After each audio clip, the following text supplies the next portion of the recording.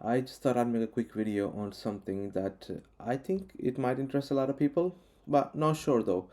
It might do, might not, but I'm sure you all have heard about lambda functions.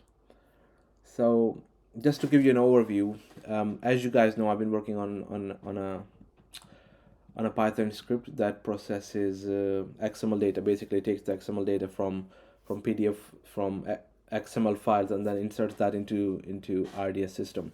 So basically, what we're using lambda functions for that. It's a long running process, but it takes like 5-10 minutes max. It doesn't take longer than that. So lambda is perfect for that. Now to give you an overview of lambda itself, um, lambda is an environment, is a system that you can invoke on demand. Basically, on one hand, you have a EC2 server just runs, and if you need to, if your system demands more memory or more capacity in any way, what you do, you'd go to EC2 and you would resize the instance. You'd probably stop the instance, resizes, increase the memory, and then yeah, um, it would work. So for example, let's say when you built your website, some of the services needed 5 MB of memory, but sometimes some days for some reason, you made changes to the system, or there is more people on your site or something like that, and it now demands more memory. So what would happen on your EC2, for example, you would need more memory. So you would go in and you would increase the memory. Maybe you would increase from 5 MB to, just an example, you would increase from 5 MB to 10 GB. Now your system works fine, okay? But then you're asking yourself, oh, okay, I increased from 5 MB to 5 gigabytes permanently, and I have to pay for that, right? Just think about that. You increase 5 MB to 5 GB, and now you have to pay for that, for the usage continuously for months and years, right? What if there was a service where you only pay when your system runs? If your system needs to execute something, and sometimes it's at 5 MB, sometimes it's at 50, sometimes it's at 100, sometimes it's at 50 GB. What if there was a system that could just go up and down, and only charge you for what you use? If you only used 5 megabytes of memory for 2 minutes, then you pay for that. At least you don't have a server, EC2 server, that's just running permanently on 50 GB memory. You don't have that, and you don't pay for that instance. That's where lambda comes in. It kind of saves you. It saves you money generally if you fall into the category that I just described. If you have that type of system, it'll save you memory, and yeah, it'll only charge you for the memory usage. And yeah, it's all this information is public, but it'll only charge you for memory usage and the duration. Okay, so that's, you combine those two together, that's what it'll charge you. So when you send a request, it starts, and from the time it starts to the time the request ends and all that, that's what it'll charge you for. So let's go in actually. So actually, what I was gonna do is, actually, I have a delete functionality for my system that I'm building.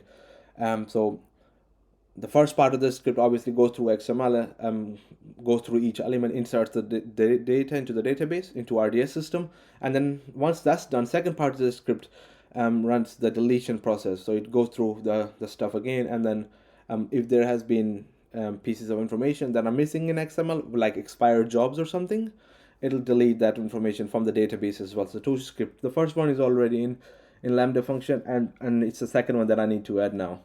But I probably won't do that. I'll just quickly show you guys how to set up Lambda function and kind of how it works. Just demo you quickly. Let's create a new function. We are in Lambda function.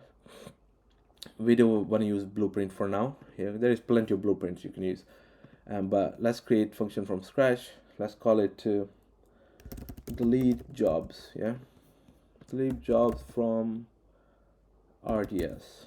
Let's call it that. Node, we're not using Node, I'm using Python here. And what other stuff we need? with the permission. As you know, on Amazon Web Services, not every service has access to every other service. That's something everyone knows. So if you have lambda function, it doesn't automatically get access to S3, and S3 doesn't automatically have access to lambda function because there's so many services. There's going to be crazy stuff if any service could access any service, even by accident. So execution role, create a new role with basic lambda permission using an existing role. Let's just create a new role with basic lambda permission, which is what we need for now. And let's set that up. Also, another thing is that in lambda you can configure the timeout. So for example, I think default is 5 minutes, but you can go all the way down up to 15 minutes of execution time continuously. So this is our lambda function. At this point, you just create this lambda function. You have, obviously, if you know Python, you understand import JSON. This is the function that's going to be invoked automatically. And yeah, it's going to return that. Let's just remove this comment, save this. Let me just test it out. So here you can create an event. You can create many events, Events is basically JSON pieces of data in JSON. You can create multiple JSON blobs and then send them to the function, different ones, and then you can kind of run your tests that way as well. And let's just call it test basic one, yeah. Let's test it. Now this sends the data to lambda function, and lambda function, as you can see, has executed. Interesting thing, what it also tells you is that how long it ran for, how much memory it used, memory size 128 max, memory used 135. Obviously you want 128 max. I think, if I'm not wrong, you can change that in the config as well. And all right, that's your lambda function really. Now let's see, how can we practically use it? Obviously for now it's an Amazon interface. Let's practically use it. If you go to configuration and function URL, you can create a public URL. Let's just authentication tab. Let's make it public. All right, so anybody can invoke it. Generally, what you would do, you would use AWS SAM, where when your application makes a request, it'll have to provide authentication details. Save that. Now what it has done, it has created a URL. So as you can imagine, if I click this URL right now, it is gonna invoke my lambda function. And what does the lambda function do? Lambda function just prints hello world from lambda. Let's actually change that, exclamation. Save it, deploy it, and I'm gonna click that link now, configuration. Let's open that link, and here, look at that. The lambda function has executed. What it did in the background, it started an environment running Python version 3, deployed your script obviously there, and there you have it. And it executed. Now, what if you, in my instance, for example, I don't want other service to invoke this functionality. I want to invoke this functionality myself from the dashboard. So for example, I could use this URL probably, but what we can also do, this is a separate example now. This is not what I'm gonna do, but you can add a trigger. There's many things that can trigger this lambda function. So for example, let's say you upload a file to lambda function. Let's say if you want to invoke this as soon as the file is uploaded, you can write S3, and S3 will trigger this. Which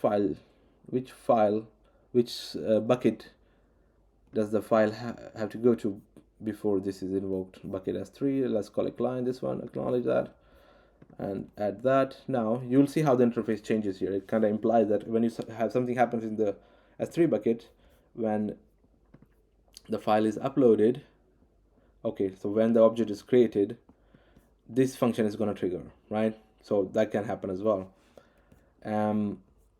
So that's pretty much it actually. Well, you can also, interesting thing here, let me see if I can quickly show you, which is code test. I think there is a way to because this can push the events, push the logs to CloudWatch as well. So in CloudWatch, you can probably see all the logs. So you should see two logs there because we invoked that lambda function twice, right? Okay, maybe this one. Let's see. Does it show the response? Okay, okay. Let me just expand that. Let's look at this last one. What was the time? 16:41. Let me look at the other one.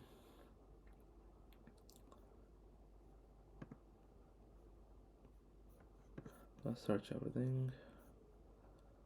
It has to be this one. Alright.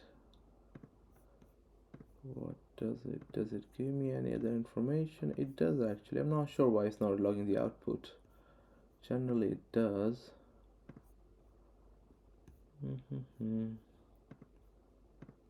Okay, anyways, I'm not sure actually why it's not showing the output, but here, as I said, in CloudWatch you can see what's happening. You can even log the information there. But yeah, that's Amazon Lambda for you. I can explain you how the gateway works. You can actually I didn't show you how the gateway works. Let's go back quickly. Like I said earlier, that you could invoke the Lambda function through S3 bucket. But what you can also do, let me just delete this. Come on. I need to create. I want to show you. Actually, I'll just leave S3 there. So what I'll want to show you, you can also create an endpoint, like proper endpoint. You know how you have Laravel and other services. You can create routes. So Amazon has API gateway. Oh, let's click something else. API gateway. Whoa. Let's try one more time. Here, API gateway. What you can do, you can actually create APIs. You can actually create APIs. Let's keep it open.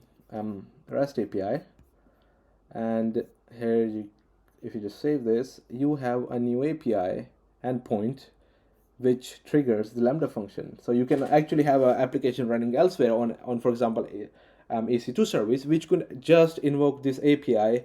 This API would do whatever it would do, obviously adjustable process. If you need more memory, Amazon will give you more memory, and then your service would kind of just trigger API gateway, which would then trigger a Lambda function, and then you would get the response and whatever you need. Obviously, from Lambda function itself, you can also trigger other services.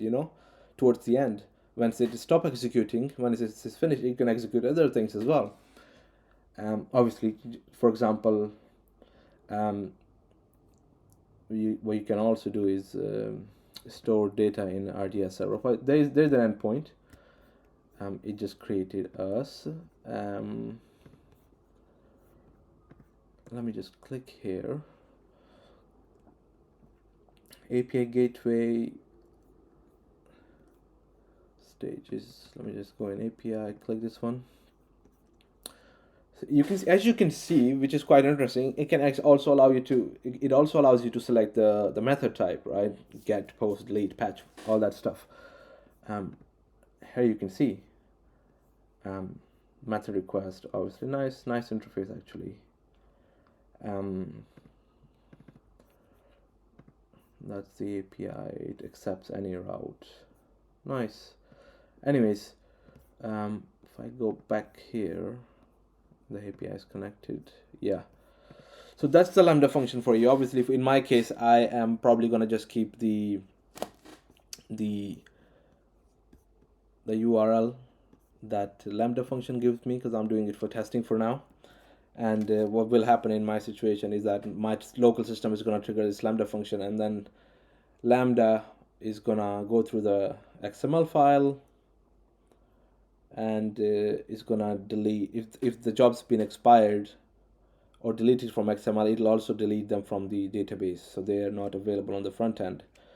And last but not least, like I explained, the billing bits. Lambda charges you per request. And yeah, sometimes I think it's worth experimenting and not just let it go crazy, because even though it's going to charge you less than the EC2 server, you still want to be careful with this. And yeah, I'll I'll speak to you guys next time if I get something interesting. But yeah, for now, have a good day. Catch you guys later.